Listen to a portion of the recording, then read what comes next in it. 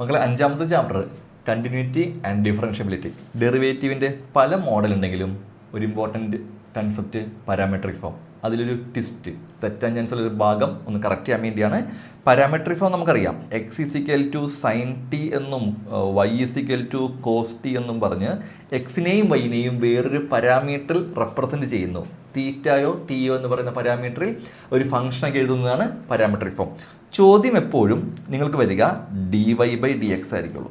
അപ്പോൾ നമ്മൾ X derivative ആദ്യം കാണും, വൈ ഡെറിവേറ്റീവ് കാണും. ഓക്കെ, എഴുതുമ്പോൾ ശ്രദ്ധിക്കണം, dy by d x, dy y ടേമാണ് dy ബൈ ഡി എക്സിൻ്റെ ന്യൂമറേറ്റർ.